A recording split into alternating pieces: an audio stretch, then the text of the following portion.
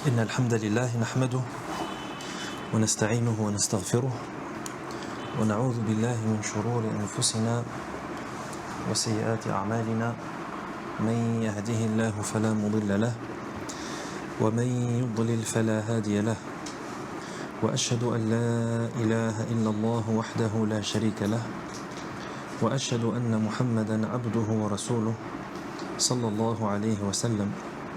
أما بعد فإن أصدق الحديث كتاب الله وخير الهدي هدي محمد صلى الله عليه وسلم وشر الأمور محدثاتها وكل محدثة بدعة وكل بدعة ضلالة وكل ضلالة في النار.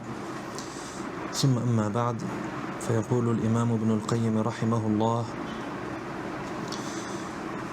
في كتابه الجليل الداء والدواء، يقول رحمه الله: فصل: ومن عقوباتها ما يلقيه الله سبحانه من الرعب والخوف في قلب العاصي فلا تراه إلا خائفا مرعوبا. L'imam Ibn al-Qayyim rahimahullah dit dans son livre Ad-Da' wa Ad-Dawa, toujours dans son énumération des conséquences et effets néfastes des péchés, il dit que parmi les châtiments et les conséquences néfastes engendrées par les péchés, il y a le fait qu'Allah jette l'épouvante et la peur dans le cœur du pécheur. Allah subhanahu wa ta'ala va jeter l'épouvante et la peur dans le cœur de celui qui commet le péché. Voilà pourquoi tu vois que le pécheur, celui qui désobéit à Allah, c'est quelqu'un qui est constamment craintif et épouvanté dans la tourmente. Il dit rahimahullah: فإن الطاعة حصن الله الأعظم الذي من دخله كان من الآمنين من عقوبة الدنيا والآخرة ومن خرج عنه أحاطت به المخاوف من كل جانب. Il dit rahimahullah que l'obéissance à Allah, c'est la plus grande citadelle d'Allah subhanahu wa ta'ala. C'est la plus grande citadelle. Car l'imam Ibn al-Qayyim rahimahullah, il t'a résumé la chose en quelques mots. Il t'a dit que l'obéissance à Allah, c'est-à-dire vivre dans l'obéissance à Allah, obéir à Allah et se soumettre à Allah, il dit ça c'est la citadelle la plus forte et la plus imprenable d'Allah subhanahu wa ta'ala. Il dit الذي من دخله كان من الآمنين من عقوبة الدنيا والآخرة. Il dit la citadelle dans laquelle celui qui va pénétrer dans cette citadelle, il sera préservé des châtiments de ce bas monde et de l'au-delà. Et il dit وَمَنْ خَرَجَ عَنْهُ أَحَاطَتْ بِهِ الْمَخَاوِفُ مِنْ كُلِّ جَانِبٍ. Par contre, celui qui va sortir et qui va se retrouver à l'extérieur de cette citadelle, il dit il sera cerné de tous côtés par toutes sortes de choses qui vont l'effrayer. Donc, l'obéissance à Allah, c'est la citadelle. La citadelle, ce sont, comme dans l'ancien temps, c'est la façon par laquelle les gens et les peuples protégeaient leur ville. Ils bâtissaient autour de la ville des grandes murailles et c'est ce qu'on appelait la citadelle. Ça veut dire que ça rendait la ville protégée. Ça rendait la ville imprenable en cas d'invasion, en cas de guerre, peu importe. Il dit, rahimahullah, que l'obéissance à Allah, c'est la citadelle la plus imprenable. Ça veut dire que lorsque tu obéis à Allah, tu es à l'intérieur de la citadelle. Et si tu es à l'intérieur de la citadelle, tu es protégé. Il ne peut rien t'arriver. De la même manière que les habitants de la citadelle, lorsqu'ils sont à l'intérieur de la muraille, de la citadelle, ils sont en sécurité. Par contre, dès qu'ils sortent de cette citadelle, qu'est-ce qui se passe? Ils sont dans la nature. Ça veut dire qu'ils peuvent se faire agresser, peuvent se faire attaquer par un ennemi, peuvent se faire attaquer par un envahisseur, une armée ennemie qui arrive, peuvent se faire également dépouiller par des brigands qui passent par là, peuvent également se faire attaquer par des animaux sauvages. Tu es dans la nature. Pourquoi? Parce que tu es sorti de la citadelle. Par contre, lorsque tu es dans la citadelle, tu es à l'abri de toutes ces choses qui peuvent te causer du mal. Donc l'obéissance à Allah, c'est la citadelle d'Allah la plus forte et la plus imprenable. Il dit rahimahullah, فَمَنْ أَطَاعَ اللَّهِ انقلبت المخاوف في حقه أمانا ومن عصاه انقلبت مآمنه مخاوف. Il dit, rahimahullah, donc, celui qui obéit à Allah, ses craintes, elles vont se changer en sécurité. Pourquoi? Parce que tu es à l'intérieur de la citadelle. Donc tu n'as plus peur de l'ennemi, tu n'as plus peur de l'envahisseur, tu n'as plus peur de te faire dépouiller par des brigands, de te faire attaquer par un animal, par un prédateur. Pourquoi? Parce que tu es à l'intérieur de la muraille. Ça veut dire que tes craintes, les craintes que tu avais lorsque tu étais en dehors de la citadelle, elles se sont transformées en apaisement et en sécurité. Par contre, celui qui désobéit à Allah, sa sécurité, son sentiment de sécurité et d'apaisement, il va se transformer en sentiment de crainte et de peur. Pourquoi? Parce que tu es sorti de la citadelle. Donc, automatiquement, tu crains et tu as peur. Et tu es vigilant. Yani, tu es vigilant face à n'importe quel danger. Un ennemi, un envahisseur, peu importe. Donc c'est pour ça qu'il dit que son sentiment de sécurité s'est transformé en sentiment de crainte. Il dit فلا تجد العاصي إلا وقلبه كأنه بين جناحي طائر إن حركت الريح الباب قال جاء الطلب وإن سمع وقع قدم خاف أن يكون نذيرا بالعطب يحسب كل صيحة عليه وكل مكروه قاصدا إليه فمن خاف الله آمنه من كل شيء ومن لم يخف الله أخافه من كل شيء. Il dit c'est pour ça que tu vois, donc après avoir expliqué que lorsque tu obéis à Allah, tes craintes se transforment en apaisement et sécurité, et lorsque tu désobéis à Allah, donc tu sors de la citadelle, donc ton sentiment de sécurité il se transforme en crainte et en peur. Il dit c'est la raison pour laquelle tu remarques que le pécheur, il dit il est constamment plongé dans la tourmente. قلبه كأنه بين جناحي طائر. Yani, il est constamment plongé dans la tourmente, c'est-à-dire son cœur il n'est pas stable. إن حركت الريح الباب قال جاء الطلب. Il dit si le vent fait bouger la porte, s'il entend un bruit, si le vent fait bouger la porte, qu'est-ce qu'il dit? Quelqu'un est venu pour moi, pour me prendre. S'il entend des bruits de pas, il craint qu'on vienne lui annoncer sa perte. Yani, au moindre bruit suspect, à la moindre situation suspecte, qu'est-ce qui se passe? Il a peur. Et sur ses aguets. Pourquoi? Parce qu'il vit dans la peur. Et il vit dans la tourmente. Il vit en dehors de la citadelle. Quand tu vis en dehors de la citadelle et tu marches dans la nature, c'est ça qui se passe. Dès qu'il y a un bruit, qu'est-ce qui se passe là? J'ai entendu quelque chose et je dois faire attention.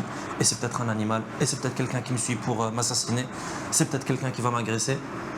Mais lorsque tu es chez toi à la maison dans la citadelle, c'est pas ça qui se passe. Pourquoi? Parce que tu sais que tu es dans la citadelle, tu es en sécurité. C'est pareil pour le pécheur. Tu vois que la personne qui pêche et qui commet des actes de désobéissance, elle est dans cet état d'esprit, elle est dans ce moral. C'est-à-dire constamment apeurée. Au moindre bruit, suspect, c'est quelque chose pour moi, il va m'arriver un mal, quelqu'un est venu pour me faire du mal, etc. Il dit يحسب كل صيحة عليه. Il pense que tout cri est dirigé contre lui. C'est un peu ce qu'on appelle, on pourrait apparenter ça en français à la maladie mentale qu'on appelle la paranoïa. يحسب كل صيحة عليه. Il pense que tout cri est dirigé contre lui. Tout ce qui est dit, c'est contre lui. Tout ce qui est fait, c'est contre lui. Pourquoi ? Parce qu'il est apeuré.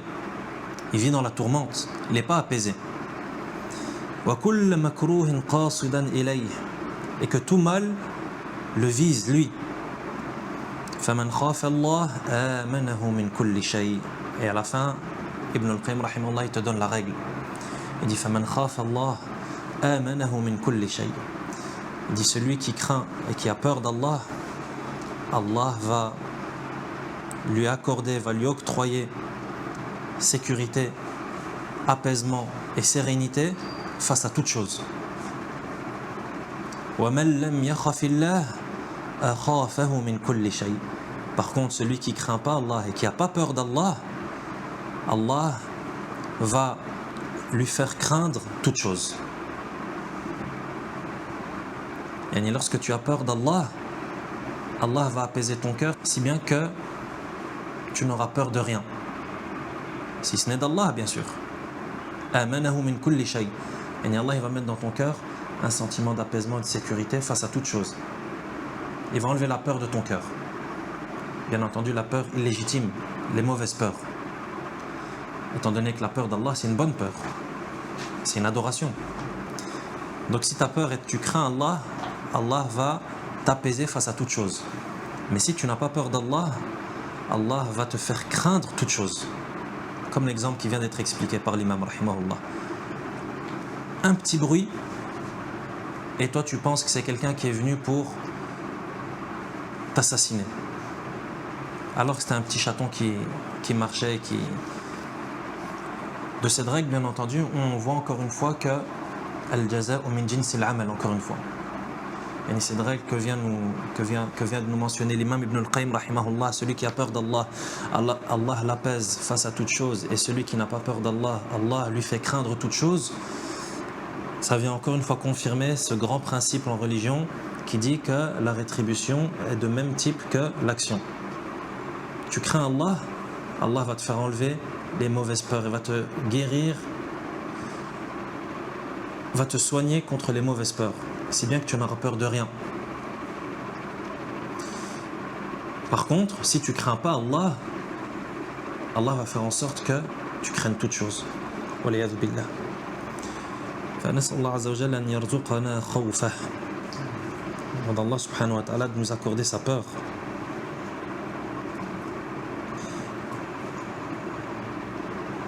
Ça aussi, c'est une question importante à se poser. C'est un bon travail, c'est une bonne question lorsqu'on fait un examen de conscience, lorsqu'on fait un travail d'introspection. C'est une question très très importante à se poser. Est-ce que j'ai peur d'Allah subhanahu wa ta'ala? Est-ce que j'ai peur d'Allah? Toi, en tant que musulman, il t'est demandé d'avoir peur d'Allah, comme tu viens de le voir là, détaillé par l'imam Ibn al-Qayyim rahimahullah. Avoir peur d'Allah, c'est une nécessité. C'est pas un choix. Et toi, en tant que musulman, tu n'as pas le choix. Est-ce que j'ai peur d'Allah ou j'ai pas peur d'Allah? Non, tu es obligé d'avoir peur d'Allah subhanahu wa ta'ala. Car si tu crains pas Allah, c'est l'effet inverse qui va se passer. Tu vas craindre toute chose. Et tu vas devenir paranoïa. Donc ça, c'est une bonne question à se poser. Est-ce que je crains Allah subhanahu wa ta'ala? Est-ce que lorsque j'analyse mes faits et gestes, parce que c'est comme ça que tu vas arriver à la réponse. C'est facile, est-ce que je crains Allah? Ouais, moi je crains Allah. Non, j'ai peur d'Allah. Non. Toi tu réponds avec ta langue comme ça. Non. Comment est-ce qu'on va trouver la bonne réponse à cette question lorsqu'on se la pose? C'est en analysant ses faits et gestes. Parce que quelqu'un qui dit qu'il craint Allah, mais du matin au soir, il commet tout ce qui cause la colère et le courroux d'Allah, est-ce que c'est quelqu'un qui a été véridique?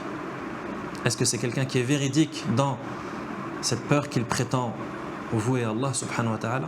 Et toi tu as peur d'Allah, mais 24 heures sur 24 tu fais tout ce qui provoque la colère d'Allah. Normalement, lorsque tu as peur de quelqu'un, tu fais très attention à ne pas commettre quelque chose qui va provoquer sa colère, étant donné que tu as peur. Si toi tu fais tout ce qui provoque la colère de quelqu'un, t'as pas peur. T'as plus peur de cette personne. Ou en tout cas, ta peur, elle est faible. Ça, c'est des choses qu'on remarque dans l'éducation des enfants, par exemple. Lorsque les enfants commencent à dépasser les limites et ils font tout ce que leurs parents leur interdisent, c'est la preuve claire et nette que les enfants n'ont plus peur des parents. Or, la peur, c'est quelque chose qui doit exister dans la relation parent-enfant. Comme d'autres choses doivent également exister. L'amour, la compassion, l'amitié aussi, le fait de se dire les choses, etc. Mais la peur, c'est aussi important. Comme le dit l'adage en arabe, Man amina al-iqab asa al-adab. Man amina al-iqab asa al-adab. Celui qui se sent à l'abri du châtiment, de la punition, de la sanction, qu'est-ce qui va se passer? Asa al-adab, c'est quelqu'un qui va avoir un mauvais comportement.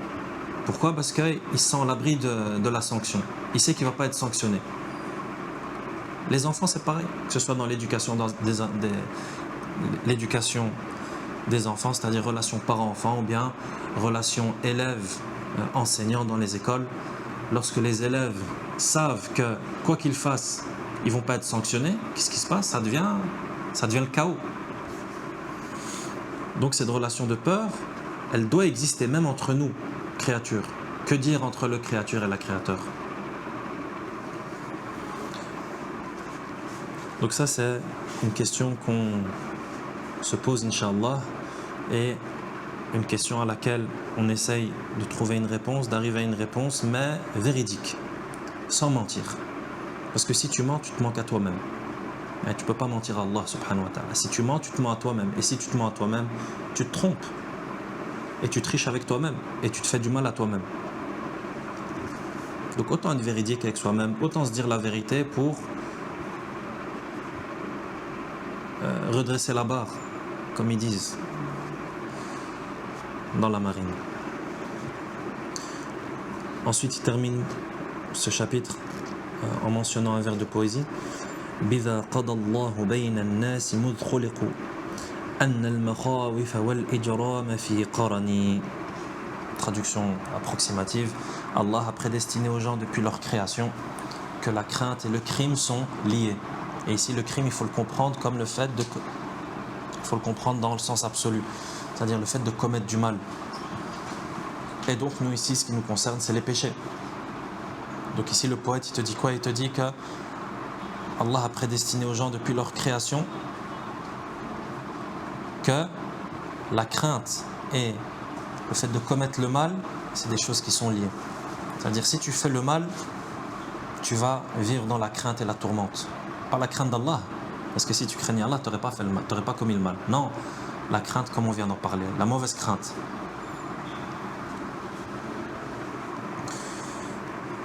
يقول الإمام ابن القيم رحمه الله فصل ومن عقوباتها أنها توقع الوحشة العظيمة في القلب.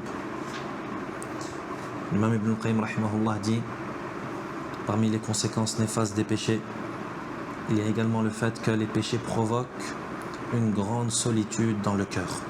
Al-wahshatul azim, la solitude. Le pécheur, il ressent dans son cœur la solitude. فيجد المذنب نفسه مستوحشا قد وقعت الوحشة بينه وبين ربه وبينه وبين الخلق وبينه وبين نفسه. Il dit le pécheur, il se sent seul, éloigné de son Seigneur, éloigné des gens, éloigné de sa propre personne. Il se sent même seul vis-à-vis de lui-même. Il dit وَكُلَّمَا كَثُرَتِ الذُّنُوبِ اشْتَدَّتِ الْوَحْشَةِ. Il dit plus les péchés se multiplient, plus ce sentiment de solitude il va être important. وَأَمَرُّ الْعَيْشِ عَيْشُ الْمُسْتَوْحِشِينَ الْخَائِفِينَ وَأَطْيَبُ الْعَيْشِ عَيْشُ الْمُسْتَأْنِسِينَ.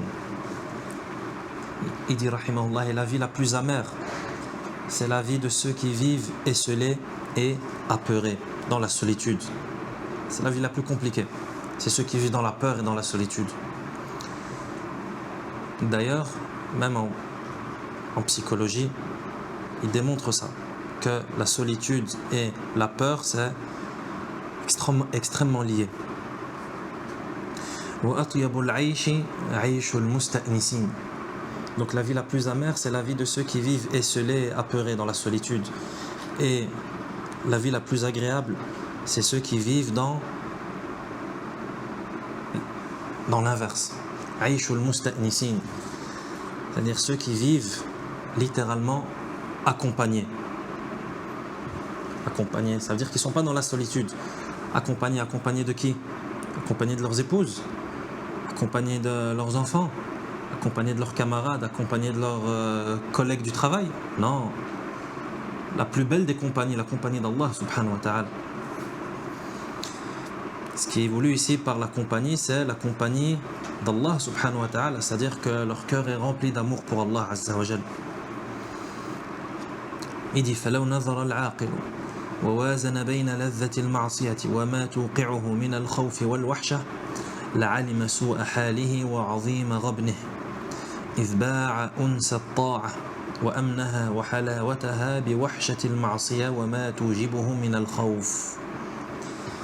Il dit rahimahullah, si l'homme qui est sensé, l'homme qui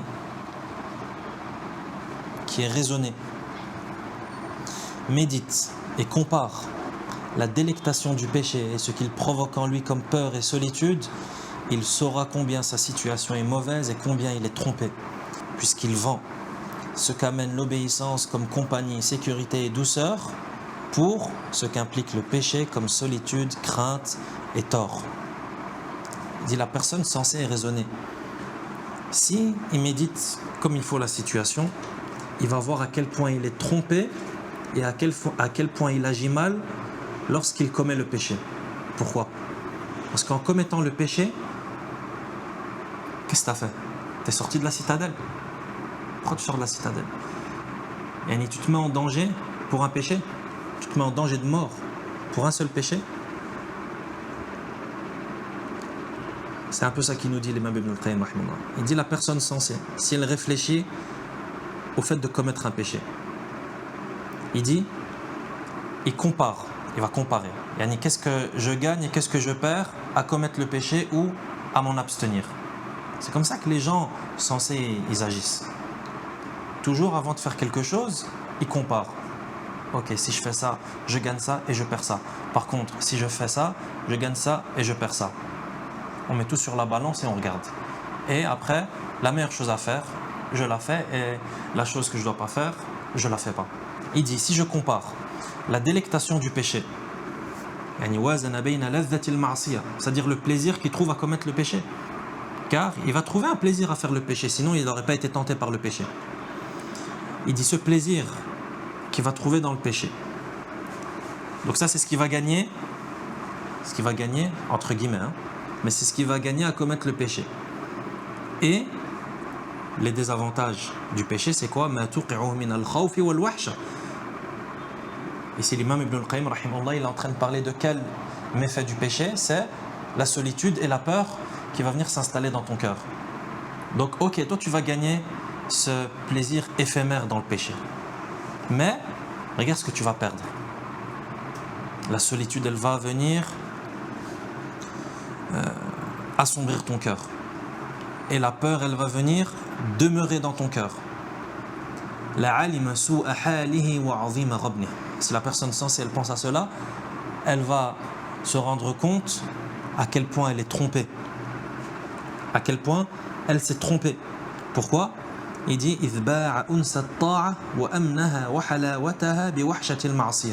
pourquoi? Parce qu'en commettant ce péché pour ce plaisir éphémère, qu'est-ce qu'il a fait? Il a vendu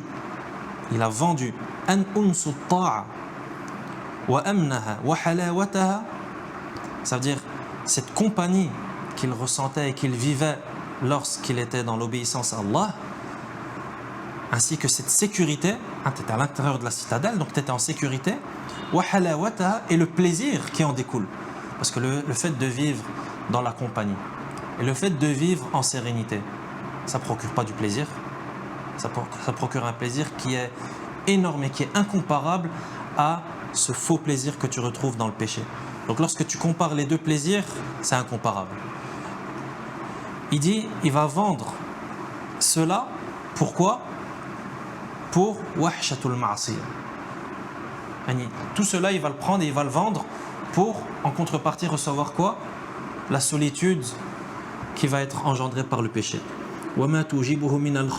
Ainsi que ce que va engendrer ce péché comme peur et tourmente dans son cœur. Regarde quel commerce, regarde quelle vente tu viens de faire, regarde quelle transaction. Tu t'es fait avoir, tu t'es fait tromper, tu t'es fait arnaquer par le trompeur. C'est ainsi qu'Allah Azza wa Jal caractérise le shaitan dans le Coran. Al-Gharour, c'est-à-dire le trompeur, celui qui te trompe. Regarde comment est-ce qu'il te trompe. Regarde quelle transaction il te fait faire. Toi, tu as de l'or avec toi et tu le vends contre de l'argile. Il y a quelqu'un qui fait ça? Et si encore c'était de l'argile? Tu le vends contre une matière radioactive qui va causer ta perte. فإن كنت قد أوحشتك الذنوب فدعها إذا شئت واستأنسي. Si ce sont les péchés qui provoquent la solitude, délaisse-la si tu veux et recouvre ou retrouve ton bien-être. وسر المسألة أن الطاعة توجب القرب من الرب وكلما اشتد القرب قوي الأنس والمعصية توجب البعد من الرب وكلما ازداد البعد قويت الوحشة ولهذا يجد العبد وحشة بينه وبين عدوه للبعد الذي بينهما وإن كان ملابسا له قريبا منه ويجد أنسا وقربا بينه وبين من يحب وإن كان بعيدا عنه. Il continue rahimahullah en disant le secret de cette question c'est que l'obéissance amène la proximité vis-à-vis d'Allah. Et comment est-ce qu'on peut comprendre le fait que la désobéissance ça va faire naître en toi la solitude, la peur, etc. Il dit que l'obéissance, qu'est-ce que ça amène? Ça amène la proximité d'Allah. Toi, lorsque tu adores Allah, tu te rapproches d'Allah. Donc au plus tu vas adorer Allah, au plus tu vas te rapprocher de lui. Donc il dit, l'obéissance amène la proximité vis-à-vis d'Allah. Et plus ce rapprochement va augmenter, plus cette compagnie va se renforcer. Donc au plus tu vas te rapprocher d'Allah, au plus cette compagnie d'Allah, elle va devenir intense. Pourquoi? Parce que tu vas devenir de plus en plus proche. Donc la compagnie va augmenter elle aussi. Il dit alors que le péché, c'est l'effet inverse. La personne, lorsqu'elle commet un péché, elle se rapproche d'Allah, elle s'éloigne. Donc il dit alors que le péché amène l'éloignement vis-à-vis du Seigneur. Le péché, ça t'éloigne d'Allah. Et plus l'éloignement augmente, plus la solitude se renforce. Lorsque tu t'éloignes d'Allah, tu te retrouves comme un miskin, comme quelqu'un de misérable, loin de son maître, loin de celui qui se charge de lui, loin de celui qui est bienfaisant envers toi, loin de celui qui va t'honorer, loin de celui qui va t'accorder ce qui sera la cause de ton bien, etc. Il dit, c'est pour cette raison que l'homme ressent une distance entre lui et son ennemi en raison de l'éloignement qui existe entre eux, même s'il le fréquente et vit à proximité. Toi et ton ennemi, même si vous vivez collés l'un à l'autre, par exemple c'est ton voisin de palier ou c'est ton collègue de travail ou c'est ton camarade de classe, vous vous voyez toujours, mais c'est ton ennemi, qu'est-ce que tu vas ressentir vis-à-vis de lui? Une distance. Pourquoi? Parce que tu ne l'aimes pas. Il dit en raison de l'éloignement qui existe entre eux, même s'il le fréquente et vit à proximité, alors qu'il ressent un rapprochement, une proximité envers celui qu'il aime, même s'il se trouve loin de lui. Par contre, la personne que tu aimes, la personne que tu apprécies, même si toi tu habites à l'est et lui il habite à l'ouest de la terre, tu sens une proximité. Pourquoi? Parce que vous vous aimez.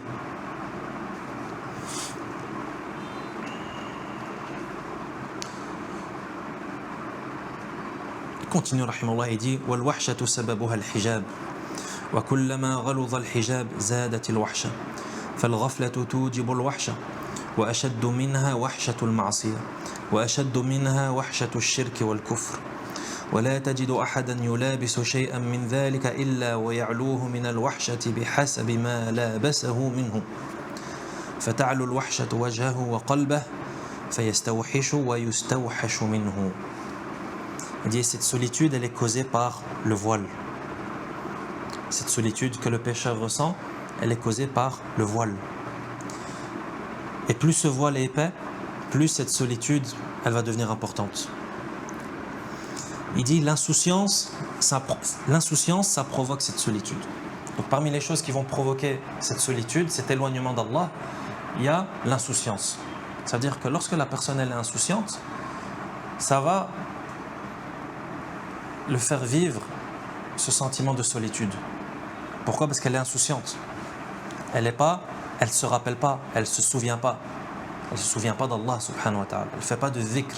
Elle n'est pas en train d'adorer Allah azza wa jal comme il se doit. Il dit, l'insouciance va provoquer cette solitude. Il dit, mais plus encore le péché. Donc si rien que l'insouciance, ça provoque et ça amène la solitude, que dire du péché qui est fait volontairement et qui est un interdit d'Allah subhanahu wa ta'ala qui peut même atteindre le statut de grand péché, etc. Il dit, et pire que ça, le shirk et le kufr, le polythéisme et la mécréance. Il dit ça amène la plus grande des solitudes. La plus grande des solitudes. Il dit, plus une personne commet ces choses, plus sa solitude augmente. Donc au plus le degré de péché va augmenter, et au plus la quantité également de péché va augmenter, au plus cette solitude, elle va devenir importante. Et regarde l'état dans lequel vivent ceux qui tournent le dos à la religion, et ceux qui n'acceptent pas de se soumettre à Allah subhanahu wa ta'ala, et qui n'acceptent pas l'islam. Est-ce que tu as déjà analysé? Est-ce que tu as déjà médité sur leur façon de vivre? Est-ce que ce n'est pas des gens qui vivent dans la solitude, même s'ils sont entourés de leur famille, même s'ils sont entourés de leurs camarades, même s'ils sont entourés de ce qu'ils sont entourés? Remarque et tu verras qu'ils sont plongés et ils sombrent dans la solitude. La preuve, rares sont ceux qui peuvent rester seuls parmi eux. Rares sont ceux qui peuvent rester seuls. Toujours besoin d'être avec quelqu'un.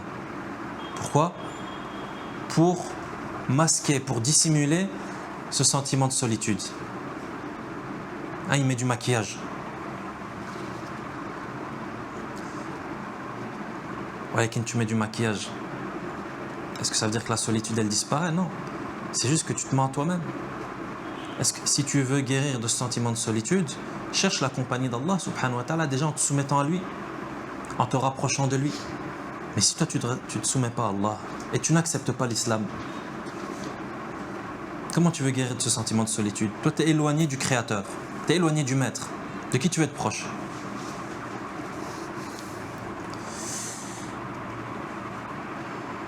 Il dit plus sa solitude augmente.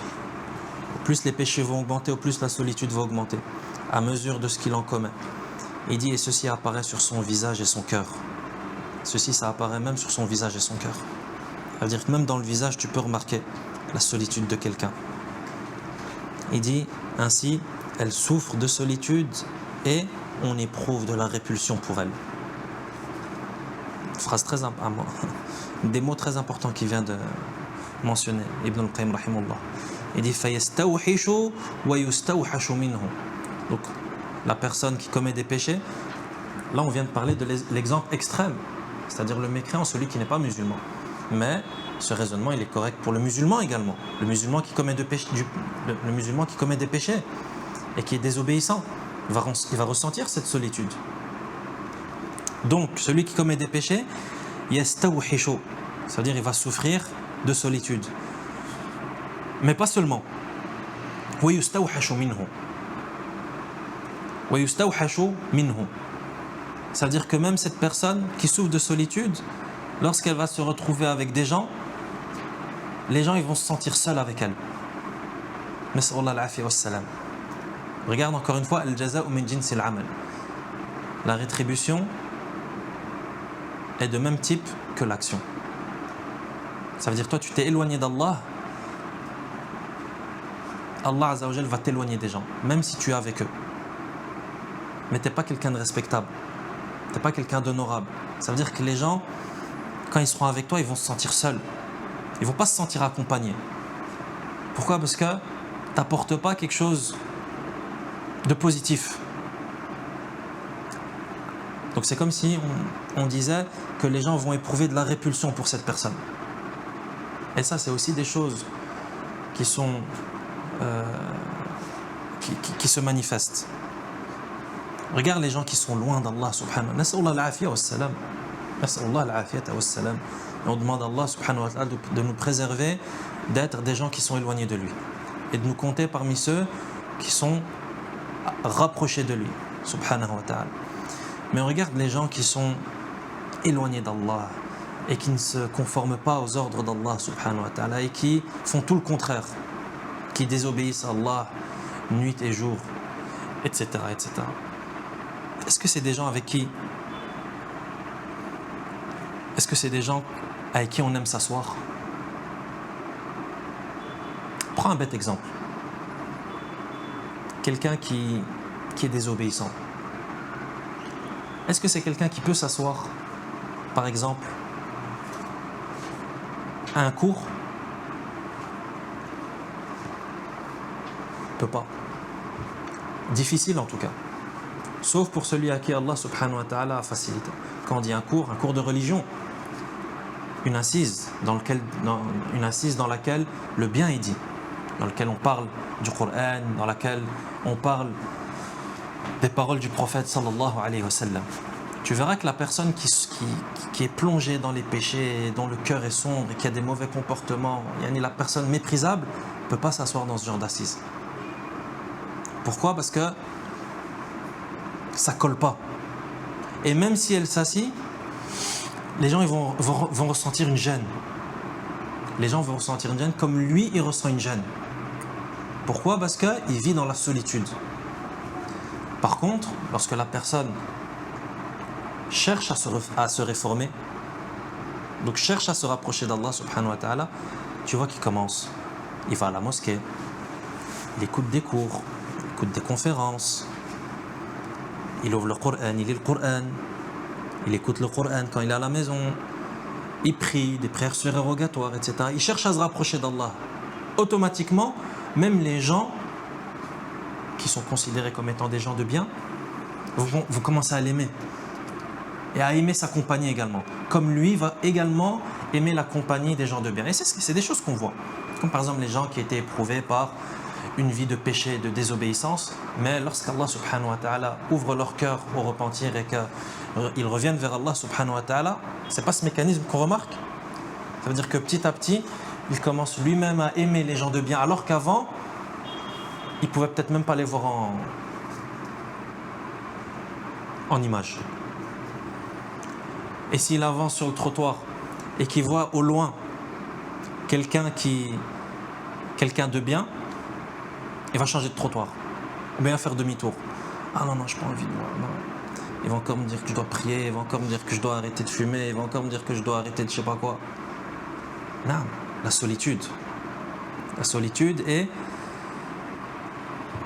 la fuite délibérée. Nas'Allah al-afiyya was-salam. D'où l'importance, vraiment le conseil qu'on se fait et qu'on met en pratique. Et c'est ce qu'on dit depuis qu'on a commencé à lire ce livre. L'imam Ibn al-Qayyim, rahimahullah, il nous parle de tout ça.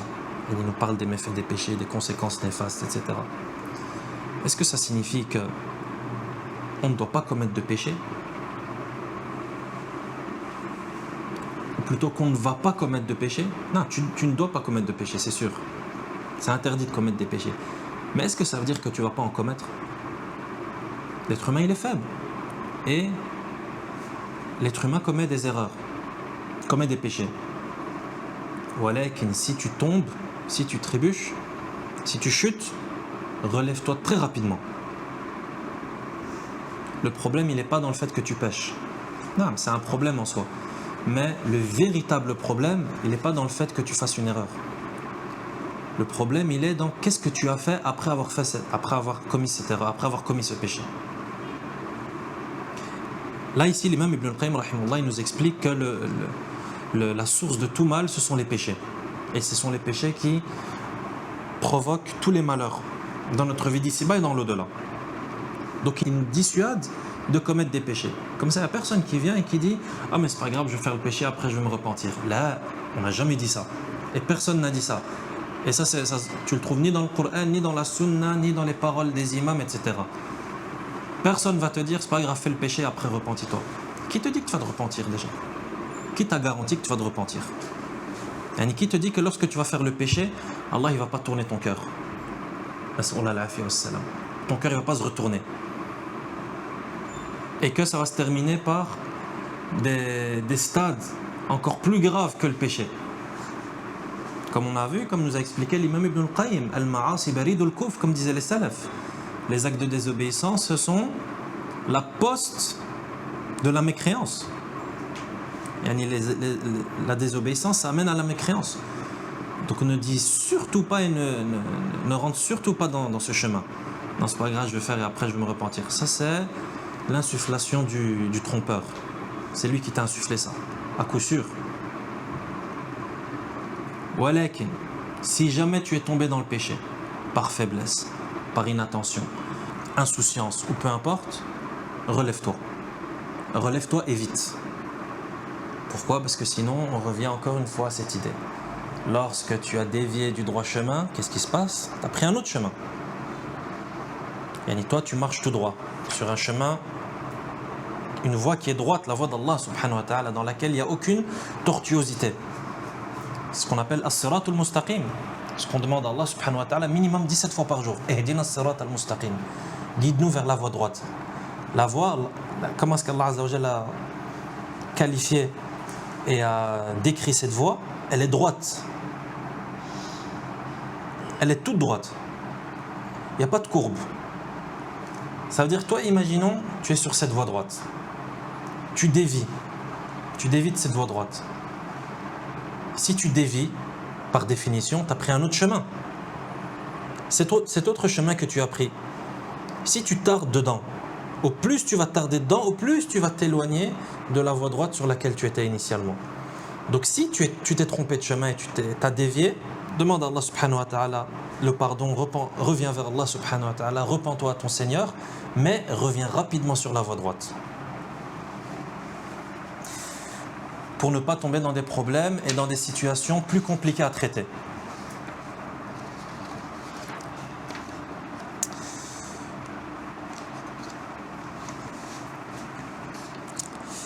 L'imam Ibn al-Qayyim, rahimahullah, il continue et dit Faslun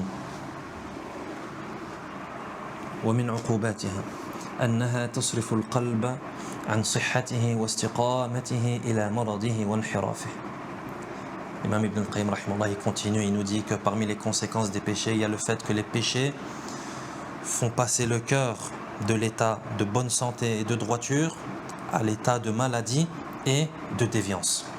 Donc les péchés, ça va faire bouleverser ton cœur et ça va le faire changer d'état, de la bonne santé à la maladie et de la droiture à la déviance.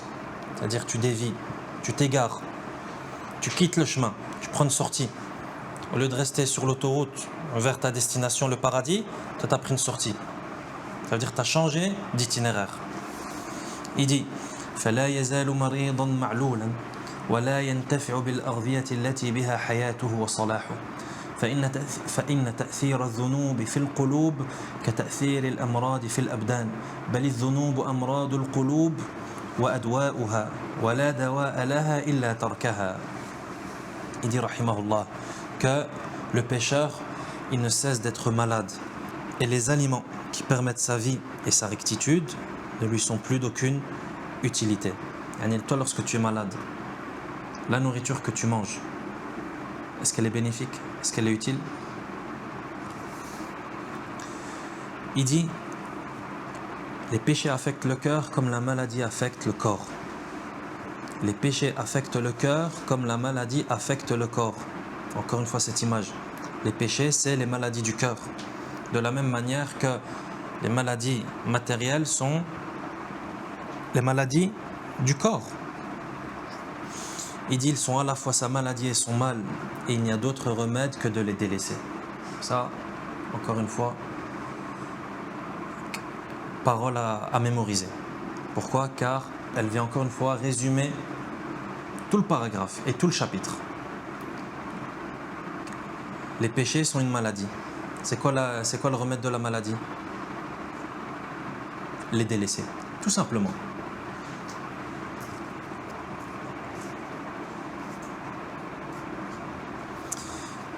Il dit rahimahullah وقد أجمع السائرون إلى الله أن القلوب لا تعطى مناها حتى تصل إلى مولاها ولا تصل إلى مولاها حتى تكون صحيحة سليمة ولا تكون صحيحة سليمة حتى ينقلب داؤها فيصير نفس دوائها ولا يصح لها ذلك إلا بمخالفة هواها فهواها مرضها وشفاؤها مخالفته فإن استحكم المرض قتل أو كاد. L'imam Ibn al-Qayyim rahimahullah dit que as-sa'iruna ila Allah, c'est-à-dire ceux qui cheminent vers Allah, les itinérants, ceux qui cheminent vers Allah subhanahu wa ta'ala, sont tous unanimes pour dire que les cœurs ne verront leur souhait se réaliser qu'après être arrivés chez leur Seigneur, chez leur Maître. Donc, ton souhait, toi qui chemines vers Allah subhanahu wa ta'ala, toi qui essaies de te rapprocher d'Allah, ton souhait c'est quand qu'il va se réaliser, c'est quand qu'Allah va te donner la récompense et l'objectif ultime. C'est une fois que tu sois arrivé chez Allah subhanahu wa ta'ala. Il dit وَلَا تَصِلُ إِلَى مَوْلَاهَا حَتَّى تَكُونَ صَحِيحَةً سَلِيمًا. Donc tu obtiendras ce que tu attends qu'une fois arrivé chez Allah. Mais pour arriver chez Allah, tu as nécessairement besoin d'un cœur qui est sain, qui est en bonne santé. Donc tu as besoin d'arriver chez Allah. Mais tu ne peux pas arriver chez Allah si tu n'as pas un cœur qui est sain et en bonne santé. ولا تكون صحيحة سليمة حتى ينقلب داؤها فيصير نفس دوائها. Il dit, et cela n'est possible qu'en transformant le mal en remède, donc en combattant ces passions qui sont la maladie et dont la guérison ne réside que dans leur contradiction et leur refoulement. Donc on reprend. Tu ne recevras et tu n'obtiendras ce que tu attends qu'après être arrivé chez Allah. Mais pour arriver chez Allah, tu as besoin d'un cœur qui est en bonne santé. Mais pour avoir un cœur en bonne santé, il faut que la maladie se transforme en remède. Tu ne peux pas avoir un cœur en bonne santé si dans ton cœur il est rempli de maladies. Donc ces maladies, il faut les changer, il faut les transformer en remède. Il dit حتى ينقلب داؤها فيصير نفس دوائها ولا يصح لها ذلك إلا بمخالفة هواها. Comment est-ce qu'on fait pour changer les maladies en remède? Il dit ولا يصح لها ذلك إلا بمخالفة هواها. Pour changer les maladies en remède, il va falloir combattre. Il va falloir combattre. Combattre qui? Combattre tes passions. Contredire tes passions. On va à gauche? Non, on va pas à gauche, on va à droite. On va faire tel péché? Non, on va pas faire tel péché. On va faire tel acte d'obéissance. On va à tel endroit dans lequel il y aura du mal qui va être présent. Non, on va aller à tel endroit dans lequel il y aura du bien. Wahakadha. Ton âme, elle t'appelle au mal. Il n'y a pas que le shaitan qui appelle au mal. L'âme également appelle au mal. Inna an-nafsa la'ammaratun bis-suu'. Allah Azza wa Jalla dit même que l'âme appelle grandement au mal. L'âme, elle appelle pas juste au mal. Elle appelle beaucoup au mal. Et pour qu'on comprenne que, en fait, on est dans un combat perpétuel avec nous-mêmes. Avant de combattre le diable, avant de combattre, de lutter contre les autres types de tentations, les hypocrites, etc. Tu vois, tu es déjà en combat avec toi-même. Mais ça, il faut le comprendre, il faut s'en rendre compte. Pourquoi? Parce que l'insouciance peut rentrer petit à petit jusqu'à ce que toi, tu penses que tout va bien. Et que tout ce qui te passe par la tête, c'est forcément quelque chose de bien. Oui, mais moi, je pense que c'est comme ça qu'il faut faire. Et j'estime que... T'estimes. Ouais. Et tout ce que tu estimes, c'est du bien. Tu t'es posé la question de savoir est-ce que cette chose que j'estime et cette chose à laquelle je pense et mon avis, c'est peut-être en fait les passions auxquelles m'appelle mon âme. Et ça, c'est quelque chose de très courant chez l'être humain. C'est qu'il pense qu'il fait le bien, il pense qu'il fait quelque chose pour Allah subhanahu wa ta'ala, alors qu'il est juste en train d'assouvir une passion. Il est juste en train d'assouvir une passion.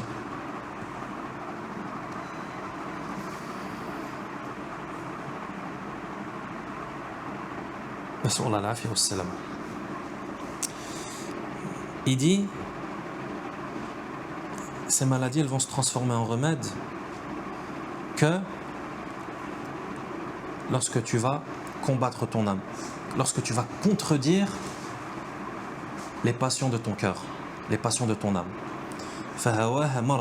Pourquoi? Car ces passions, ce sont sa maladie.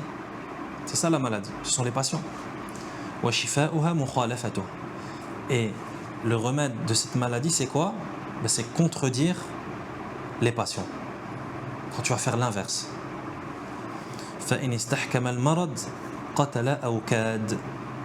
Par contre, si la maladie elle ne se transforme pas en remède, mais qu'elle s'installe et qu'elle prend de l'ampleur dans le cœur, qu'est-ce qui va se passer? Elle va tuer le cœur ou presque le tuer. Il continue, il dit rahimahullah. وكما أن من نهى نفسه عن الهوى كانت الجنة مأواه فكذا يكون قلبه في هذه الدار في جنة عاجلة لا يشبه نعيم أهلها نعيم البتة بل التفاوت الذي بين النعيمين كالتفاوت الذي بين نعيم الدنيا والآخرة وهذا أمر لا يصدق به إلا من باشر قلبه هذا وهذا. Car ce qu'il dit l'imam Ibn al-Qayyim rahimahullah, il dit de la même manière que celui qui s'interdit et qui combat et qui contredit ses passions, sa demeure ce sera le paradis, comme Allah dit dans sourate An-Nazi'at, وَأَمَّا مَنْ خَافَ مَقَامَ رَبِّهِ وَنَهَى النَّفْسَ عَنِ الْهَوَى فَإِنَّ الْجَنَّةَ هِيَ الْمَأْوَى وَأَمَّا مَنْ خَافَ مَقَامَ رَبِّهِ وَنَهَى النَّفْسَ عَنِ الْهَوَى. Celui qui a peur du jour où il se tiendra devant son Seigneur et qu'il contredit et qu'il interdit à son âme de suivre ses passions, donc qui combat ses passions, qui lutte contre les passions présentes dans son âme, pour lui, le paradis sera sa demeure. Ibn al-Qayyim rahimahullah, il dit de la même manière que celui qui s'interdit les passions a pour demeure le paradis, il dit فكذا يكون قلبه في هذه الدار في جنة عاجلة لا يشبه نعيم أهلها نعيم البتة. De la même manière que celui qui s'interdit les passions, dans l'au-delà, sa demeure ce sera le paradis, il dit, dans cette vie d'ici-bas, dans ce bas monde, son cœur, il va vivre fi jannatin ajila, c'est-à-dire un paradis anticipé, un paradis précoce. La yushbihu na'ima ahliha na'imun albatta. Il va dire aucun bienfait n'est comparable à ce paradis précoce. Yani t'es gagnant à tous les coups. Et t'es gagnant de tous les points de vue lorsque tu obéis à Allah subhanahu wa ta'ala. Et tu gagnes la vie d'ici-bas et celle de l'au-delà. Ça veut dire que tu vis la meilleure vie ici-bas et dans l'au-delà. Lorsque tu obéis à Allah subhanahu wa ta'ala. Tu vis ici un paradis précoce et dans l'au-delà le jardin d'Éden. Il dit la yushbihu na'ima ahliha na'imun albatta. Il dit celui qui s'interdit les passions et qui se soumet à Allah subhanahu wa ta'ala et se conforme à ses ordres et suit sa voie, il dit il va vivre dans son cœur un paradis précoce et il dit et ça c'est un bienfait qui est incomparable, un délice et un plaisir qui est comparable à aucun autre plaisir et délice de ce bas monde. Yani regarde, tu es gagnant à tous les coups avec Allah subhanahu wa ta'ala lorsque tu l'obéis. Parce que tu vas vivre la meilleure des vies. La meilleure des vies auquel aucun être humain ne peut accéder. Yani imagine la personne la plus aisée de ce bas monde. La plus aisée de l'humanité. La personne, elle a tout ce qu'elle veut. Elle mange ce qu'elle veut, elle boit ce qu'elle veut, elle habite dans les demeures et les châteaux et les palais et les îles qu'elle veut. Là où elle veut habiter sur terre, elle habite. Elle imagine? Ah, cet endroit il me plaît, ah, cette île elle me plaît, ah, ok, ça devient ta demeure. Elle roule dans les moyens de locomotion qu'elle veut. Elle a les servants qu'elle veut. Tout le monde est à son service. La personne la plus adulée, etc. Imagine le plus grand bienfait matériel de ce bas monde. Il dit c'est incomparable à côté de ce que ressent la personne qui s'interdit les passions et qui lutte contre son âme pour contredire ses passions et qui va vivre dans ce paradis précoce sur terre. C'est incomparable. Et il dit بل التفاوت الذي بين النعيمين كالتفاوت الذي بين نعيم الدنيا والآخرة. Il dit la différence qu'il y a entre les deux bienfaits, c'est-à-dire le plaisir et le bienfait que vit celui qui se conforme à l'ordre d'Allah et s'interdit les passions, et le bienfait de celui qui vit dans le plus grand des luxes. Il dit la différence entre ces bienfaits, elle est équivalente à la différence entre le bienfait de ce bas monde et le bienfait de l'au-delà.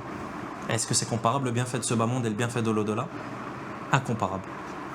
Il dit وهذا أمر لا يصدق به إلا من باشر قلبه هذا وهذا. Il dit, et ça c'est quelque chose que il dit mais ne peut le savoir que celui dont le cœur a connu les deux. Et ça c'est quelque chose qui peut seulement, la seule personne qui peut croire à cela, c'est la personne qui a expérimenté les deux, c'est-à-dire le bienfait matériel et le bienfait du cœur, lorsque tu te soumets à Allah subhanahu wa ta'ala et que tu connais ce paradis précoce. Seule la personne qui a expérimenté les deux, elle comprend ce qu'est en train de dire l'imam Ibn al-Qayyim rahimahullah. Il continue, il dit ولا تحسب أن قوله تعالى إن الأبرار لفي نعيم وإن الفجار لفي جحيم مقصور على نعيم الآخرة وجحيمهما فقط بل في دورهم الثلاثة هم كذلك أعني دار الدنيا ودار البرزخ ودار القرار فهؤلاء في نعيم وهؤلاء في جحيم وهل النعيم إلا نعيم القلب وهل العذاب إلا عذاب القلب. Est-ce qu'il y a une preuve dans le Coran à cela? Ça veut dire que le pieux, celui qui se soumet à son Seigneur, va vivre dans ce bas monde le plus grand des bienfaits et dans l'au-delà le plus grand des bienfaits, c'est-à-dire paradis dans l'au-delà, mais paradis également dans ce bas monde, paradis précoce, et l'inverse également. Ça veut dire celui qui ne se soumet pas à Allah subhanahu wa ta'ala et qui suit ses passions, etc., ben il va vivre dans l'au-delà l'enfer, c'est-à-dire le pire des châtiments et la fournaise, mais également dans ce bas monde la fournaise et le châtiment et le mal-être. Est-ce qu'il y a une preuve de cela dans le Coran? Non. Parmi les preuves de cela dans le Coran, Surat Al-Infitar, versets 13 et 14. Le Très-Haut dit Inna al-abrara lafi na'im wa inna al-fujjara lafi jahim. Très-Haut dit dans la traduction des sens, les pieux sont dans An-Na'im, c'est-à-dire le délice, et les pervers, Al-Fujjar, sont dans Al-Jahim, la fournaise. Ibn al-Qayyim rahimahullah dit ولا تحسب أن قوله تعالى إن الأبرار لفي نعيم وإن الفجار لفي جحيم مقصور على نعيم الآخرة وجحيمهما فقط. Il dit ne crois pas que ces deux versets qui viennent d'être cités, les pieux sont dans un jardin de délices et les pervers sont dans une fournaise, il dit ne crois pas que ce verset concerne seulement le délice et la fournaise de l'au-delà. Il dit mais plutôt ça englobe les trois phases, ad-dur al-thalatha, les trois demeures. Quelles sont les trois demeures? Ce bas monde, le monde de la tombe, al-barzakh, le monde intermédiaire, et le monde de l'au-delà. Donc ces versets ils sont corrects et ils s'appliquent aux trois mondes. Il dit les uns sont au milieu de bienfaits et les autres dans la fournaise, dans les trois mondes.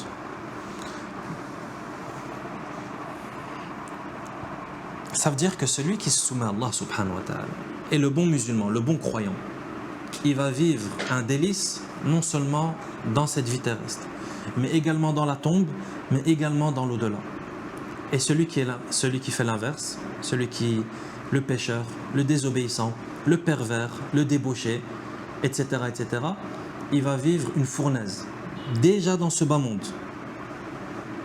Et ça, c'est compréhensible avec toutes les conséquences néfastes des péchés qu'on vient de voir. Les péchés, ça cause, et ça fait, et ça engendre. Tout ce qu'on vient de voir avec l'imam Ibn al-Qayyim, rahimahullah, c'est quoi cette vie? Nas'Allah al-afiyya was-salam. Qu'Allah nous en préserve et qu'Allah nous en fasse sortir.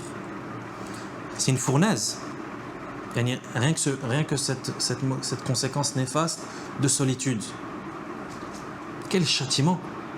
C'est-à-dire que toi, tu es un châtiment dans ton cœur. Nas'Allah al-afiyya was-salam. À tel point que certaines personnes se suicident à cause de ces maladies. Donc il dit que la personne, elle va vivre dans la fournaise, dans ce bas monde, dans la tombe et dans l'au-delà. Il dit وأي عذاب أشد من الخوف والهم والحزن وضيق الصدر وإعراضه عن الله والدار الآخرة وتعلقه بغير الله وانقطاعه عن الله بكل واد منه شعبة وكل شيء تعلق به وأحبه من دون الله فإنه يسومه سوء العذاب. Il dit rahimahullah, et le bonheur est-il autre chose que la joie du cœur? Et le châtiment est-il autre chose que le châtiment du cœur? Il dit, et quel supplice est plus terrible que la peur, l'angoisse, la tristesse, l'étroitesse de la poitrine, l'éloignement vis-à-vis d'Allah et de la demeure de l'au-delà, de s'attacher à autre qu'Allah et de se détacher de lui en étant touché d'une part de chacune de ces choses. C'est-à-dire, il dit, est-ce qu'il y a un supplice et un châtiment plus terrible que la peur, que l'angoisse, que la tristesse, que le fait que la poitrine soit serrée, diq as-sadr, que i'radihi anillah, c'est-à-dire le fait qu'il soit détourné d'Allah subhanahu wa ta'ala ou dar al-akhirah, et qu'il soit détourné de la vie de l'au-delà, wa ta'alluqihi bi ghayrillah, et le fait de s'attacher à autre qu'Allah. L'imam Ibn al-Qayyim rahimahullah, il est en train de nous dire que le fait de s'attacher à autre qu'Allah, c'est un supplice aslan.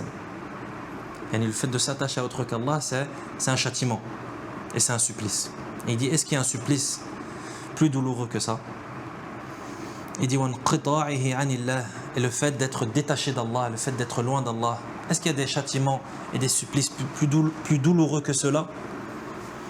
Il dit,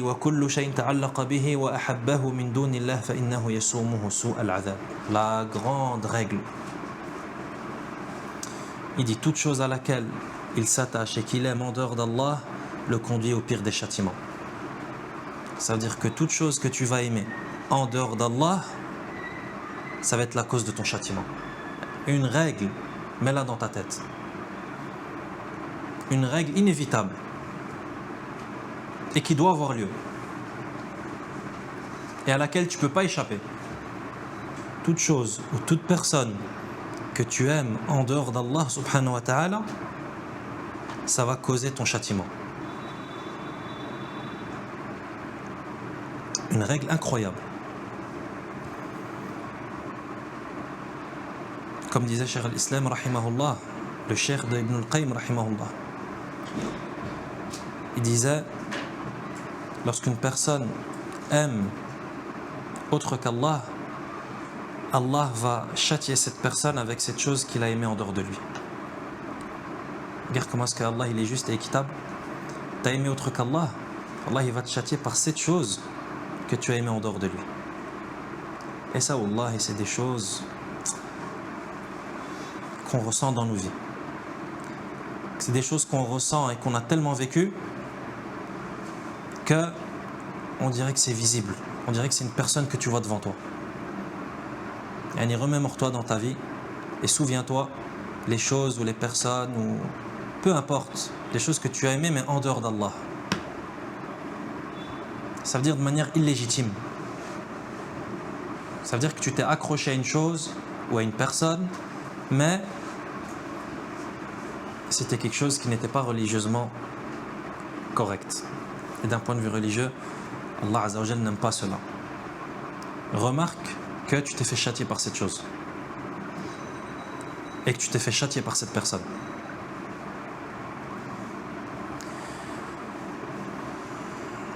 Non.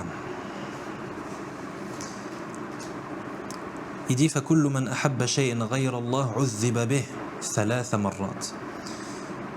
Il dit فكل من أحب شيئا غير الله عذب به 3 مرات في هذه الدار فهو يعذب به قبل حصوله حتى يحصل فإذا حصل عذب به حال حصوله بالخوف من سلبه وفواته والتنغيص والتنكيد عليه وأنواع من العذاب في هذه المعارضات فإذا سلبه اشتد عذابه عليه فهذه 3 أنواع من العذاب في هذه الدار.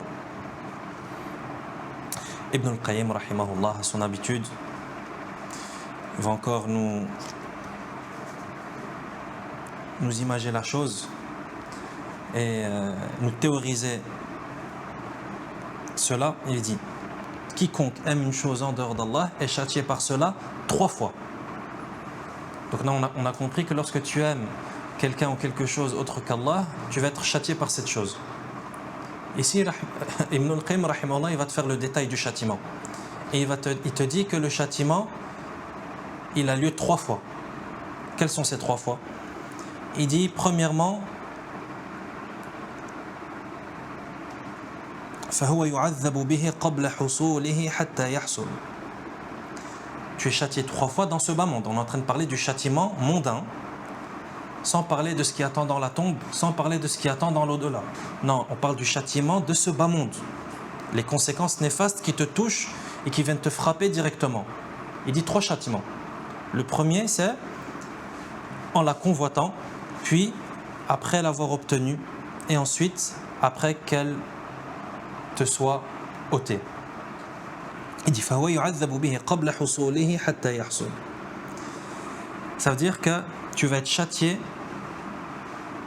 قبل أن تحصل على هذا الشيء. يعني avant que tu n'aies accès à cette chose, tu vas être châtié.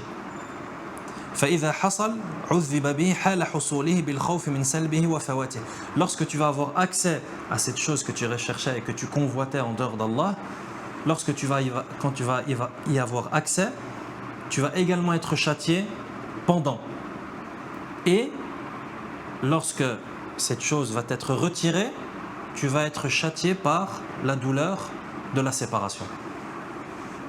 Donc c'est ça les 3 châtiments. Le châtiment avant, pendant et après. Comment? Il dit فإذا حصل عذب به حال حصوله بالخوف من سلبه وفواته. Donc déjà toi avant d'y parvenir, tu vas être châtié.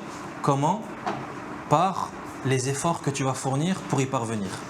Lorsque tu y parviens, tu vas être châtié par la peur que tu éprouves, la peur de perdre cette chose. Et lorsque tu vas la perdre, tu vas être châtié par la douleur de la séparation. Prenons un exemple. L'exemple par exemple de quelqu'un qui cherche à obtenir un poste. Et qui s'attache à cela et qui aime cette chose en dehors d'Allah subhanahu wa ta'ala. Qu'est-ce qui va se passer? Pour obtenir et pour parvenir à ce poste, il va fournir des efforts. Il va dépenser de l'argent. Il va peut-être faire même des nuits blanches. Il va peut-être même entrer dans des conflits avec certaines personnes, etc. etc. Il y a beaucoup de peine, un grand labeur pour au final accéder au poste. Donc tu as accédé au poste, mais toi tu as souffert avant d'accéder au poste. Donc maintenant tu l'as obtenu. Quand tu as obtenu ton poste, là c'est fini, tu es rentré au paradis? Non. Il y a un autre châtiment qui va venir. C'est le châtiment de la peur. Parce que toi ce poste tu l'as voulu pendant 10 ans, pendant 5 ans tu l'as cherché, et tu as dépensé de l'argent, et tu as fait des efforts physiques, et tu as fait des sacrifices, et tu as fait. Lorsque tu arrives à ce poste, tu as peur. Tu as peur de quoi? Tu as peur de le perdre. C'est parce qu'il arrive, les gens qui ont certains postes dans la société, est-ce qu'ils n'ont pas peur matin, midi et soir que leur poste leur soit enlevé des mains et qu'il soit remplacé par quelqu'un d'autre? Donc le châtiment de la peur, que tu perdes cela. Et Après, lorsque tu perds ton poste, parce que ton poste, un jour ou l'autre, tu vas le perdre, étant donné que dans cette vie, rien ne dure, le châtiment de la séparation. Donc regarde, l'imam Ibn al-Qayyim, rahimahullah, qu'est-ce qu'il dit? Les trois phases, les trois châtiments qui ont lieu dans ce bas monde. Avant d'avoir accès, pendant que tu as accès, et lorsque tu n'as plus accès. L'imam Ibn al-Qayyim, après, il va faire une conclusion. Lorsqu'il nous détaille tout cela, lui, il a une intention, il a un objectif, rahimahullah, comme on va le voir. Il dit, donc ça c'était dans le bas monde, les trois châtiments dans ce bas monde, avant, pendant, après.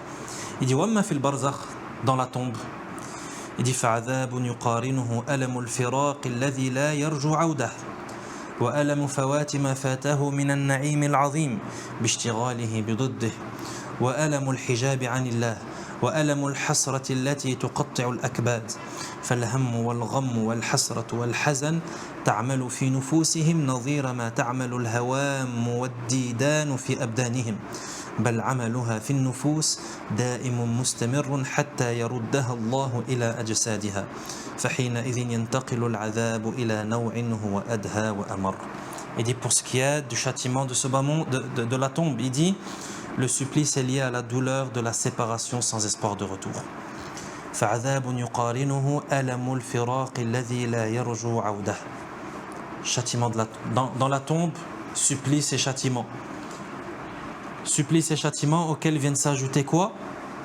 ألم الفراق, la douleur de la séparation. La séparation de quoi? De la vie. Khalas, t'as quitté la vie.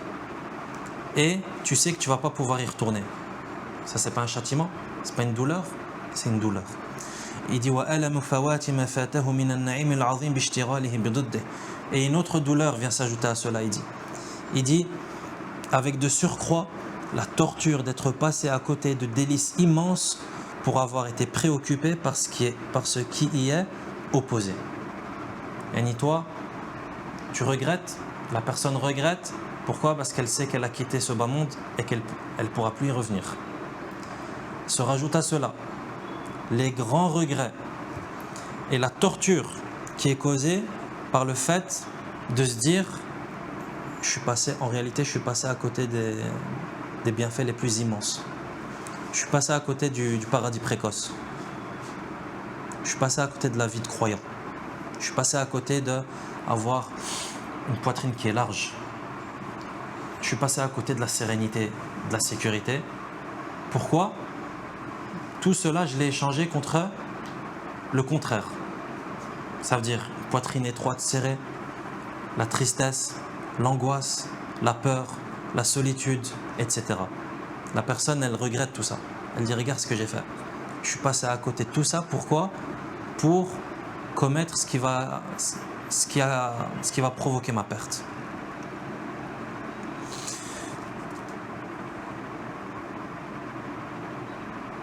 وألم الحجاب عن الله.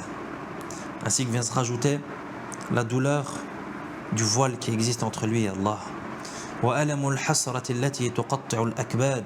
Ainsi que la douleur des regrets qui viennent déchirer littéralement le foie.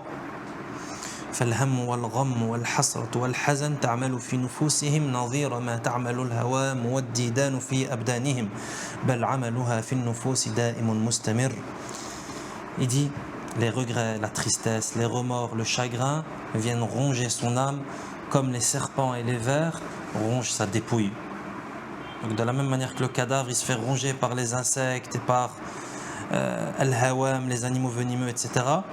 Il dit son âme, elle se fait ronger par les regrets, par la tristesse, par les remords, etc. Il dit mais la torture de l'âme, elle est perpétuelle et elle est continue.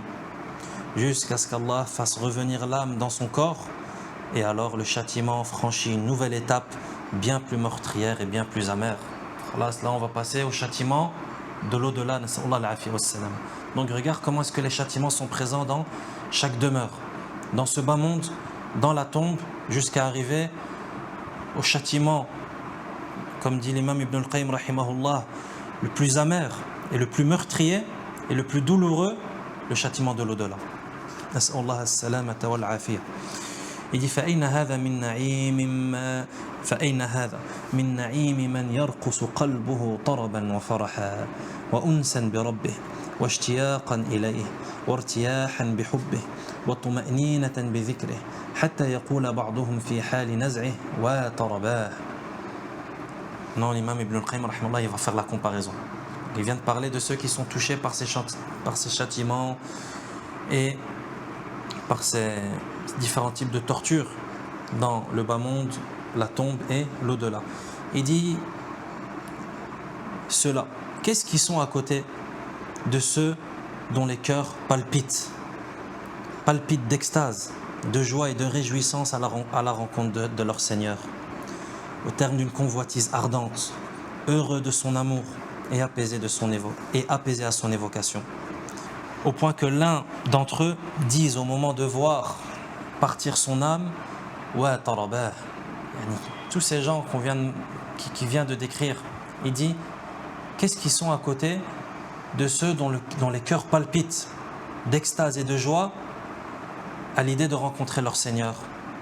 Il dit à tel point que certains d'entre eux, lorsque l'âme sort du corps, c'est-à-dire lorsqu'il est à l'agonie, lorsqu'il est en train de mourir, qu'est-ce qu'il dit? Wa tarabah. Il dit quel bonheur, en raison de ce bonheur de cette extase, de cet enchantement et de cette joie qu'il ressent dans son cœur. Il dit wa tarabah, comme ça a été rapporté de Bilal ibn Sa'd, qui disait lorsqu'il était à l'agonie, c'est-à-dire lorsqu'il était en train de décéder, Ghadan nalqa al-ahibba Muhammadan wa hizbah. Il dit, donc il est en train de mourir, et regarde ce qu'il dit, Ghadan nalqa al-ahibba. Demain, on rencontrera al-ahibba, les bien-aimés, les gens qu'on aime. C'est qui les gens qu'on aime? Muhammadan wa hizbah. Muhammad et son parti, sallallahu alayhi wa sallam. Fataqulu imra'atuhu, son épouse, elle lui dit wa waylah, quel malheur, il est en train de mourir. Wa yaqul wa farahah, et lui dit quel bonheur. Et regarde les gens, les pieux, rahimahumullah, qu'est-ce qu'ils ressentent lorsqu'ils meurent. Nas'allah husna al-khitam. Wa yaqulu al-akhar in kana ahlu al-jannati fi mithli hadhihi al-hal innahum la fi 'ayshin tayyib. Parole très célèbre. Il dit, et d'autres disent, si les gens du paradis sont ainsi, ils sont dans le meilleur état qui soit. Donc l'imam Ibn al-Qayyim rahimahullah, il parle toujours de ces gens qui vivent dans un délice, dans ce bas monde, dans la tombe et dans l'au-delà. Ces gens qui vivent un délice, ces gens qui vivent un paradis précoce dans ce bas monde. Il rapporte une parole de certains qui disaient in kana ahlul jannati fi mithli hadhihi al-hal innahum la fi 'ayshin tayyib. Il vit tellement une belle vie, il ressent tellement un bonheur incommensurable dans son cœur, qui dit que si les gens du paradis vivent ce que je suis en train de vivre là actuellement, les gens du paradis, ils ont une belle vie. Tellement il vit dans un bonheur, tellement il est joyeux, tellement il vit un extase. Il dit wa yaqulu al-akhar masakinu ahlu ad-dunya kharaju minha wa ma dhaqu ladhidha al-'aysh fiha wa ma dhaqu atyaba ma fiha. Il rapporte les paroles d'autres qui disaient pauvres habitants de la terre, masakinu ahlu dunya, pauvres habitants de la terre, ils en sont sortis et n'ont pas goûté à la douceur de l'existence. Kharaju minha wa ma dhaqu ladhidh al-'aysh fiha. Ils en sont sortis et n'ont pas goûté à la douceur de l'existence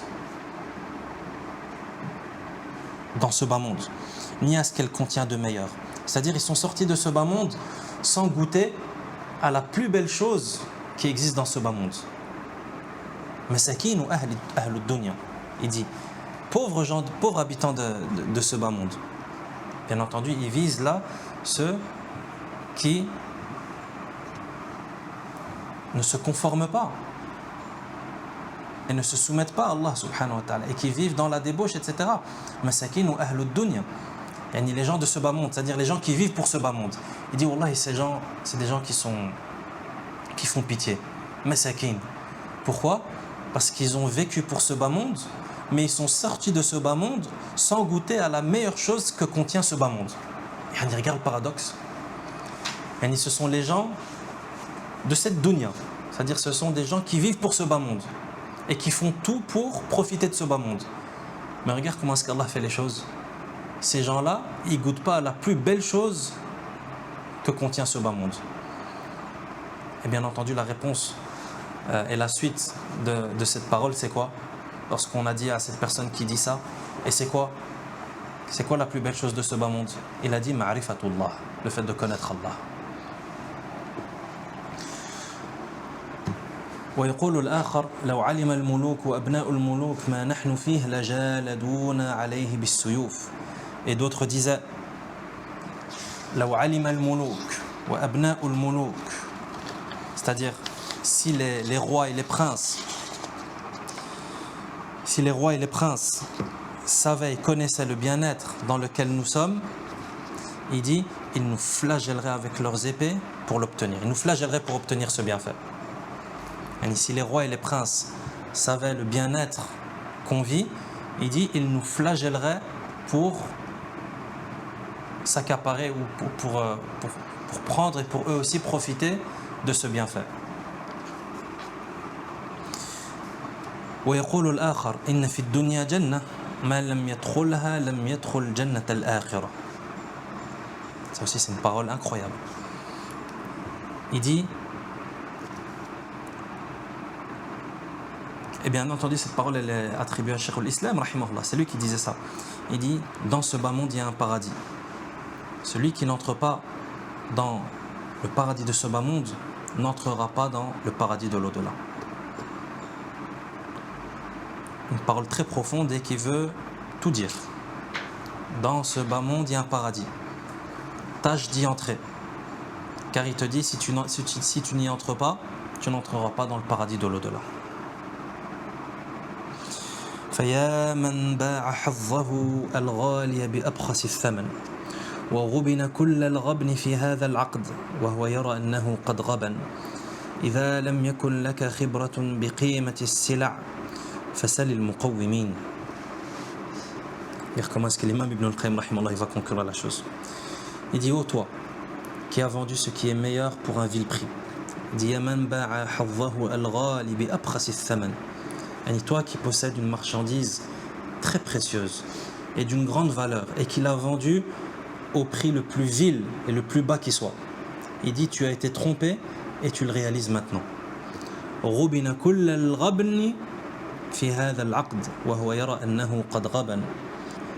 Il dit, tu as été trompé alors que toi tu penses que tu as fait une bonne affaire.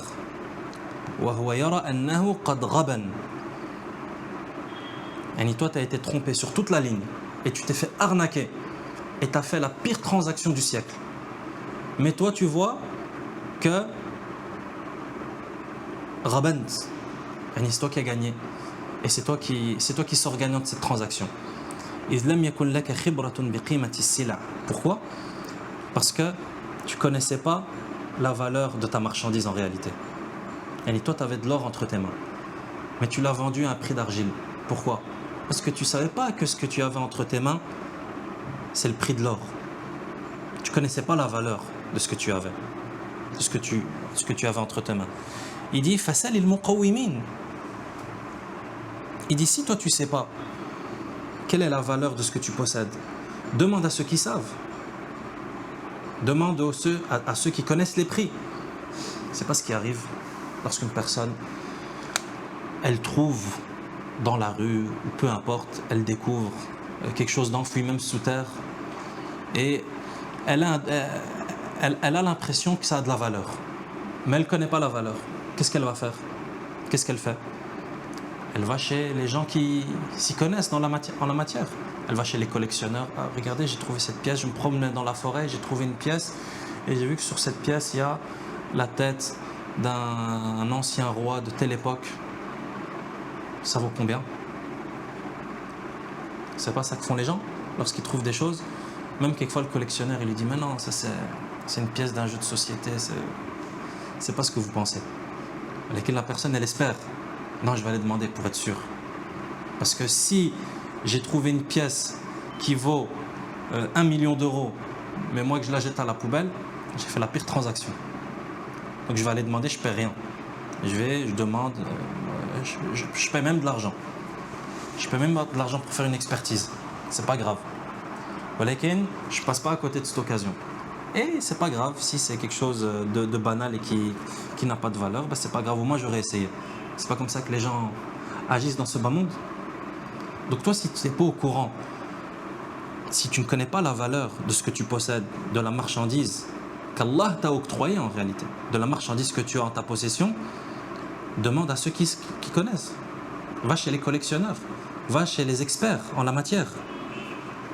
Il dit إذا لم يكن لك خبرة بقيمة السلع فسل المقومين فيا عجبا من بضاعة معك الله مشتريها وثمنها جنة المأوى والسفير الذي جرى على يده عقد التبايع وضمن الثمن عن المشتري هو الرسول صلى الله عليه وسلم وقد بعتها بغاية الهوان. Regarde ce qu'il dit. Il dit, c'est à peine croyable. Il dit, Faya ajaban, qu'est-ce que c'est étrange. Il dit, Faya ajaban min bida'atin ma'ak. Yani, tu possèdes une marchandise. Allahu mushtariha. Cette marchandise, Allah il te l'achète. Wa thamanuha jannatul ma'wa. Et c'est quoi son prix? C'est le paradis. Yani, tu as une marchandise, Allah il te dit qu'il t'achète cette marchandise. Et il te propose quel prix? Le paradis éternel. والسفير الذي جرى على يده عقد التبايع وضمن الثمن عن المشتري هو الرسول صلى الله عليه وسلم. Et il dit que l'ambassadeur qui a fait l'acte de vente et qui garantit le prix, yani qui te garantit que effectivement si tu vends cette marchandise à Allah, Allah va te l'acheter au prix du paradis, c'est-à-dire que tu vas gagner le paradis. Il dit c'est qui garantit tout ça? C'est le prophète sallallahu alayhi wa sallam, étant donné que c'est lui qui nous a informé de tout cela sallallahu alayhi wa sallam. Il dit وَقَدْ بِعْتَهَا بِغَايَةِ الْهَوَانِ. Et malgré cela tu as vendu cette marchandise par l'avilissement. Il y a un prix vil qui a causé ton déshonneur et ton avilissement, alors que tu pouvais gagner les honneurs et le paradis éternel. L'imam Ibn al-Qayyim rahimahullah, d'où est-ce qu'il a pris cette image? Verset dans Surat At-Tawbah. Donc ça en réalité c'est quelque chose qu'on retrouve dans le Coran, c'est Allah qui nous informe de cela. Le verset 111 de Surat At-Tawbah. Le Très-Haut dit Inna Allah ashtara min al-mu'minina anfusahum wa amwalahum bi anna lahumul jannah. Allah a acheté des croyants leurs personnes et leurs biens en échange du paradis. Donc Allah il achète ta personne et ton bien. Allah achète ta personne et tes biens en échange de quoi? En échange du paradis. Verset 111 de Surat At-Tawbah. إذا كان هذا فعل عبد بنفسه فمن ذا له من بعد ذلك يكرم. Si c'est ainsi que le serviteur agit envers lui-même, c'est-à-dire que lui, il a une marchandise, Allah lui propose le paradis pour cette marchandise, mais lui qui la vend pour les déshonneurs et l'humiliation. Et si la personne agit comme ça avec sa personne, si la personne agit comme ça avec elle-même, qui pourra l'honorer après cela? Qui va te respecter après? Toi tu t'es pas respecté, qui va te respecter? La personne la plus en droit de te respecter, c'est toi-même. Si toi-même tu t'es pas respecté et tu as accompli la pire transaction qui puisse exister, qui va te respecter dans les transactions? Et dans quelle transaction tu vas sortir gagnant si toi tu as raté la transaction la plus importante? C'est pour ça qu'Allah Azza wa Jal dit وَمَنْ يُهِنِ اللَّهِ فَمَا لَهُ مِنْ مُكْرِمٍ. Celui qu'Allah avilit, nul ne peut l'honorer. نسأل الله سبحانه وتعالى أن يكرمنا وألا يهيننا وأن يكرمنا بطاعته وألا يهيننا بمعصيته إنه جواد كريم وإنه على كل شيء قدير.